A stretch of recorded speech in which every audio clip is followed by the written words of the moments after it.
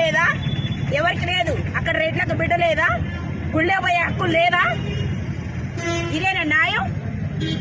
అంటే అంత పాపమా శాఖలో ఇంట్లో పుట్టడం అనేది? ఆడపిల్ల పాపమా? సీఎంఎస్ ఉంటావు లేక వీఐపీ టిక్కలలో పోవడానికి అయితే అధికారం ఉంటుందిలే కానీ శాఖలోకి ఉండదా? ఇదేనా పరిపాలన? మనంతా భారతీయ బిడ్డలం అంటారు.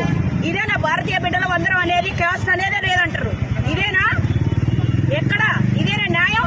ఎవరైనా చచ్చిపోతే తన్న చుట్టాలు కూడా రారు, నిలబడి చూస్తారు. మరి మేము పోయి చెట్లు కొట్టకొచ్చి కుండలో నీళ్లు కాగబెట్టి సచ్చినోడికి స్నానం చేపించి ఇదేనా? రిటర్న్ తీసుకొని పోయి గుళ్ళో పోయినందుకు ఇదేనా పాపం? చంపే హక్కు ఎవరిచ్చిర్రు? తొక్కే హక్కు ఎవరిచ్చిర్రు? ఎవరైనా ఆడబిడ్డలమే. వాళ్ళకి తొక్కిన వాళ్ళకి ఆడబిడ్డలు లేరా? అంటే శాఖలోళ్ళు అంటే చిన్న చూపు అని చెప్పి కేసు ఫైల్ చేయరా? దాడులు చేసే హక్కు ఎవరికిచ్చిండు?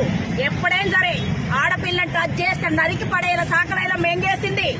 ఆ రోజుల్లో సెక్యూరిటీ లేదు, ఒక ఫోన్లు లేవు, ఏమి లేవు. శాఖలోళ్ళు జాబులు చేయకూడదా? గుళ్ళకు పోకూడదా? ఏం చేయకూడదు. ఎందుకు లేదు అధికారం? ఎవడిచ్చిండు అధికారం? ఒక ఇళ్ల మీద ఓటమైనా ఏదైనా దాడులు ఎవడిచ్చిండు?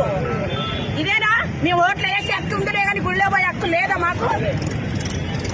చెప్పండి, ఇదేనా న్యాయం?